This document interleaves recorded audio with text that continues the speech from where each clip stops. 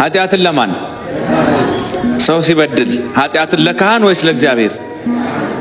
ለካህን ወይስ ለእግዚአብሔር? መልሱልኛ አንዱን። እርግጠኛ ናችሁ? ለማን? ለካህን። ለካህን ማለት በካህኑ በኩል ለማን? ለምን ተዘዋዋሪ ያስፈልገ? ቀጥታ ለኢየሱስ ክርስቶስ ቀጥታ ለሱ የተቻለ ቀላል መንገድ እያለ የምን ዙሪያ ጥምጥም ነው? ስለዚህ ኃጢአትን አያስፈልግም፣ እንደ አማካሪ ነው እንጂ እንደ መለኮታዊ መመሪያ ተቀብለን ለካህን ኃጢአታችንን አንናዘዝም የሚል ዘመቻ አለ። በዛ ላይ ጥቂት ነገር ብቻ ነግራችኋለሁ፣ ልብ ብላችሁ ስሙኝ። እውነት ነው እንደተባለው ኃጢአትን ለጌታ መናዘዝ ይቻላል ወይስ አይቻልም የሚለውን መመርመር ያስፈልጋል። የሰው ልጅ በዚህ ዓለም ላይ ሲኖር ይበድላል፣ እንበድላለን። ሰማያት እንኳን በእግዚአብሔር ፊት ንጹህ አይደሉም። ማንም ሰው ንጹህ የለም።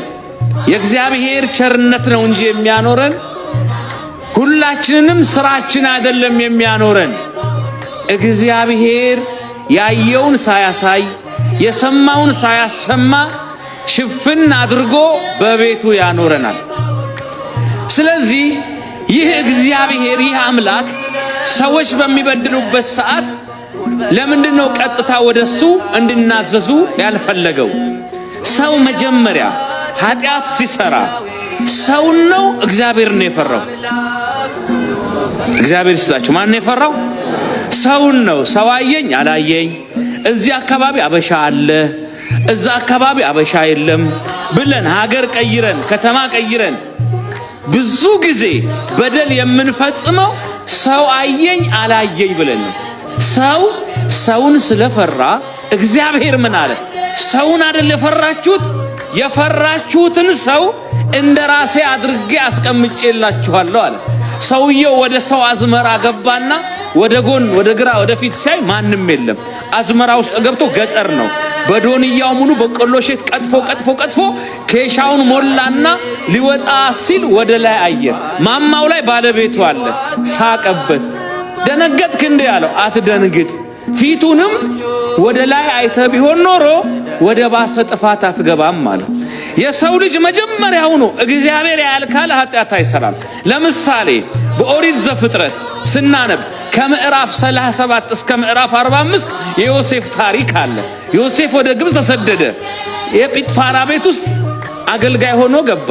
ጌታው ጥሎት ሄደ። እመቤቲቱ ለኃጢአት ጋበዘችው። ሰው ባያይ እንኳን አላት። ማን ያያል? በእግዚአብሔር ፊት እንዴት ኃጢአት አደርጋለሁ እንደምትዩ ጌታው የለም፣ የሚታዘብም ስጋ ለባሽ ሰው የለም። በህሊናና በእግዚአብሔር ፊት ግን ንጹህ መሆን አይቻልም። መጀመሪያ ለእግዚአብሔር ለህሊና ታማኝ መሆን ፈልጋለሁ አላት። ሰው መጀመሪያውኑ ኃጢአትን ሰውን ነው እንጂ የሚፈራው እግዚአብሔር አይደለም። እግዚአብሔርን ከፈራ መጀመሪያ የማያደርግም። ስለዚህ ክርስቶስ ምን አለ? እኔን ሳይሆን እንደናንተ ያለ ሰው ስለሆነ እየፈራችሁ ያላችሁት አለ ሰው ጋር ሂዱ አለ። ለዚህ ነው በመጽሐፈ ኢያሱ ምዕራፍ 7 ልጄ ሆይ አለ ኃጢአትህን ተናዘዝ፣ ለእግዚአብሔር ተናገር፣ ለኔም አትሸሽገኝ አለ። አሁን ጌታችን ኢየሱስ ይማልዳል ወይ ተብሎ ሲጠየቅ ይለምናል ወይ ከሆነ አሁን ላይ ጌታችን አሁን ላይ መቼስ አይለምንም ብለን ነው የምናምነው። ኦኬ፣ ለምንድን ነው የማይለምነው? እሱን አሳያችኋለሁ። አንደኛ ራሱ ኢየሱስ በቀጥታ ቃል በቃል አልለምንም ብሏል፣ ወይም አልማልድም ማለት ነው። መማለድ መለመን ከሆነ አልለምንም አልማልድም ብሏል። ዮሐንስ ወንጌል ምዕራፍ 16 ቁጥር 26 ላይ ኦኬ፣ እኔ የምለምን እንዳይመስላችሁ ብሎ ቃል በቃል ተናግሯል ጌታችን። አልለምንም ብሎ ወይም አልማልድም ማለት ነው። መለመን መማለድ በሚለው ስንወስደው ማለት ነው። ታዲያ ግን ይህ ቃል በተለያየ መልኩ መጽሐፍ ቅዱሳችን ላይ ሊመጣ ይችላል። ማለት ቃሉ ቀጥታ ይመጣና ግን ከአውዱ አንፃር ቃሉ የገባው ከዚህ አንፃር ነው ተብሎ ግን ሊብራራ ደግሞ ይችላል። ኦኬ፣ ሊብራራ ይችላል። ቀጥታ የሚወሰድ ሳይሆን ከማብራሪያ ጋር ሊቀመጥ ግን ይችላል። እና የተለያዩ ቦታዎች ላይ መጽሐፍ ቅዱሳችን ላይ ይህ ቃል ተቀምጦ እናያለን። እና እሱ ላይ ከመሄዴ በፊት ግን አንድ ላሳውቃችሁ የምፈልገው ነገር ምንድነው? ክርስቶስ አሁን ላይ አይለምንም ስንል ለምንድነው? ወይም አይማልድም አሁን ድረስ አይማልድም ብለን ስንናገር ለምንድነው? ይህንን እምነት የያዝነው ለምንድነው? በአጭሩ ክርስቶስ እኛን ለማዳን መጣ አይደለ? ጌታችን ኢየሱስ ኃጢአተኞችን ሊያድን ይቅርታ፣ አንደኛ ጢሞቴዎስ ምዕራፍ 3 ቁጥር 15 ላይ እንዲህ ይላል። ምን ይላል? ኢየሱስ ክርስቶስ ኃጢአተኞችን ሊያድን ወደ ዓለም መጣ የሚለው ቃል የታመነና ሁሉም ሊቀበሉት የተገባ ቃል ነው ይላል። ሁሉም ሊቀበሉት የተገባውና ያ የታመነው ቃል ምን የሚለው ቃል ነው? ኢየሱስ ክርስቶስ ኃጢአተኞችን ሊያድን ወደ ዓለም መጣ የሚለው ቃል ነው። ጌታ ዓለምን ሊያድን ወደ ዓለም መጥቷል። ወደ ዓለም ሲመጣ እኛን ስለማዳን መስራት የነበረበት ስራዎች አሉ። ራይት? አዎ፣ ጌታችን ለምሳሌ መሰቀል አለበት። ጌታችን ተሰቅሏል። ክርስቶስ ለምሳሌ መጸለይም ነበረበት። ክርስቶስ የእኛኑ ስጋ ስለያዘ በተዋሃደው ስጋ በኩል ጸልዩአል፣ ለምኗል፣ ማልዷል፣ ምልጃን አቅርቧል አይደል? የስ በምድር ላይ ያለ ጌታችን ኢየሱስ በልቷል፣ ጠጥቷል፣ ማልዷል። ኦኬ፣ ጌታችን ጸሎትና ምልጃን አቅርቧል። ይሄ በኢየሩሳሌም ውስጥ አይካድም። ኦኬ፣ አብን ማለደው፣ ኢየሱስ ማለደው፣ ለመነው።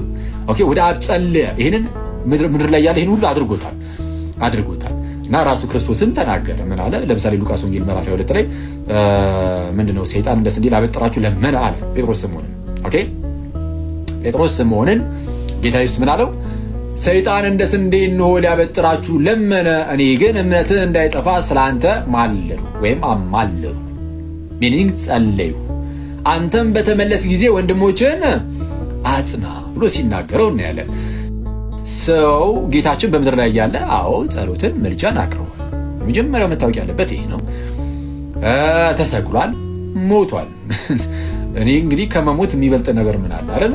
ጌታችን ኢየሱስ የማይሞተው አምላክ፣ ያ ቃል በመጀመሪያ የነበረው ከእግዚአብሔር ጋር የነበረው ራሱ እግዚአብሔር የነበረው ሁሉ በእርሱ የሆነው ወይም ሁሉ በእርሱ የተፈጠረው ያ ቃል መጥቶ ስጋ ሆነ ዘን በዛ በተገለጠው ስጋ በኩል ደግሞ እኚህን ሁሉ ነገሮች አደረገ እስከ ሞት ድረስ የማይሞተውን የሞተው። ኦኬ፣ ስለዚህ አያከራክረንም። እሺ፣ ምልጃን ማቅረብ፣ ጸሎትን ማቅረብ፣ ጌታችን ኢየሱስ ጸለየ አልጸለየም ምድር ላይ ይሄ ምንም ክርክር ሆኖ ሊቀርብ አይችልም። ይሄንን እናምናለን። ጌታችን በምድር ላይ ያለ ምልጃን አቅርቧል፣ ማልዷል፣ ጸልዩአል። ከዚህ እንደውም የሚበልጠው እንዳልኳችሁ መሞት ነው። ሞትን ቀመሰ። ሞቷል ራሱ ኢየሱስ ሞቷል። እና ይሄንን ያዙ። ግን ክርስቶስ ኢየሱስ እነዚህ ስራዎቹ አንዴ ከተሰቀለ ሞቶ ከተነሳ በኋላም የሚቀጥሉ ነገሮች ግን አይደሉም። ለምን? የድህነት ጉዳይን ክርስቶስ ኢየሱስ ፈጽሞታል። ፈጽሞ ጨረሰውና ግን የፈጸመውን ያንን ዘላለማዊ አድርጎ አቆመው። መጣላችኋለሁ እንዴት ከመጽሐፍ ቅዱስ እያጣቀስኩኝ እንዴት ይሄን እንዳስቀመጠው አሳያችኋለሁ። እና አስቀመጠው ዘንድ ከዛ በኋላ ያለው የመንፈስ ቅዱስ ደግሞ ግብር ነው። የመንፈስ ቅዱስ ኢኮኖሚ እዚህ ውስጥ በድህነታችን ውስጥ የመንፈስ ቅዱስ ግብር ደግሞ ምን ይመስላል? አንድ ጊዜ በጌታችን ኢየሱስ የተሰራውን የማዳን ስራ በአማኞች ላይ አፕላይ ያደርጋል። ኦኬ፣ ወይም አፕሊኬብል እንዲሆን ያደርጋል። አማኞች የክርስቶስን የማዳን ስራ ጌታችን አሁን ዓለምን ሁሉ አድኗል እንለለ ለዓለም ሁሉ ክርስቶስ መድኃኒት ሆኖ በዛ በቀራንዮ አዳራሽ ላይ ተገለጠ። መድኃኒት ሆኖ በስጋ ተገለጠ። መድኃኒት ሆኖ ኦኬ፣ መድኃኒት የተገለጠው ስቅለቱ ላይ ብቻ አይደለም፣ ስጋ ከመሆኑ ጀምሮም ጭምር ነው። መድኃኒት ሆኖ ኢየሱስ ተገለጠ።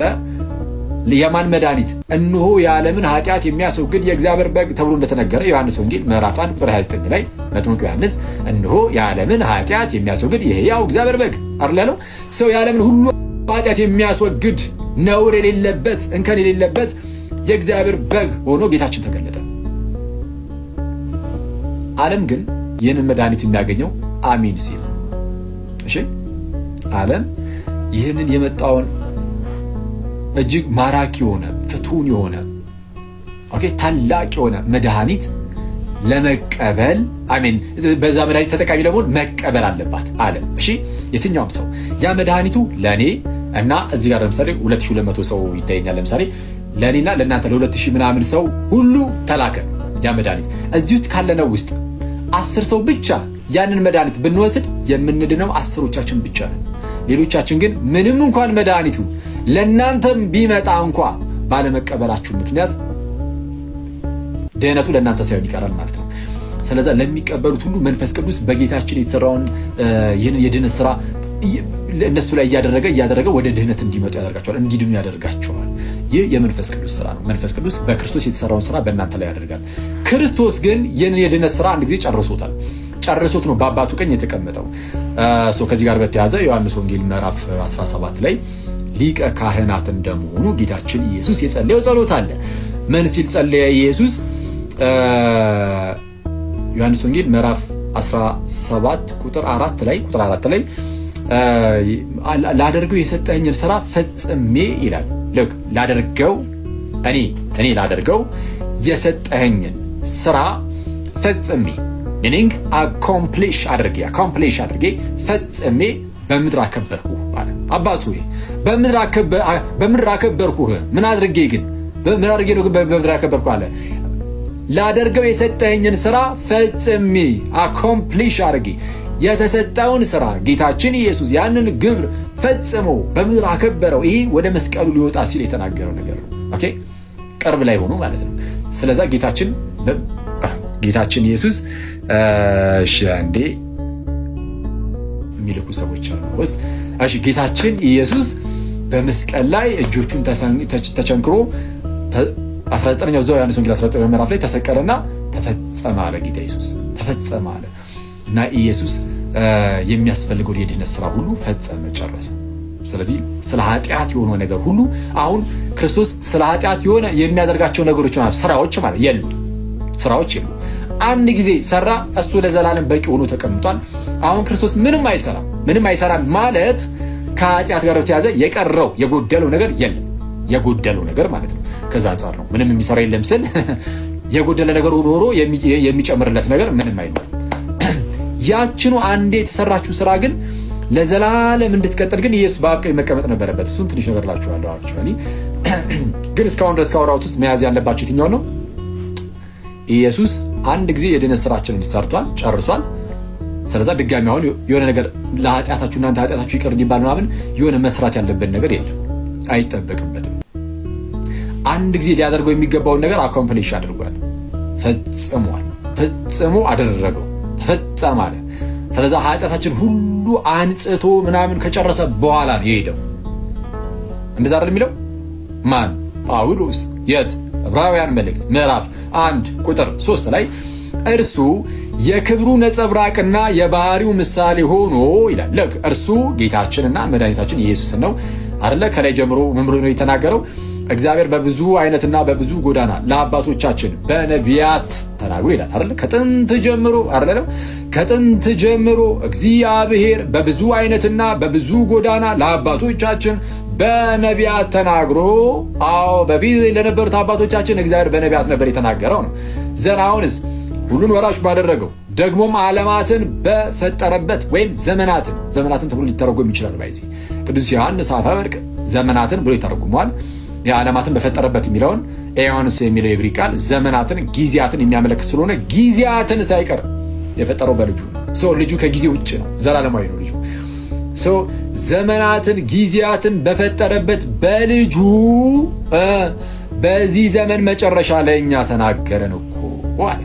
እሺ እርሱም ልጁም የክብሩ መንጸባረቅ እና የባህሪው ምሳሌ ሆኖ ሁሉን በስልጣኑ ቃል እየደገፈ ኃጢአታችንን በራሱ ካነጻ በኋላ በሰማያት በግርማው ቀኝ ተቀመጠ ይላል።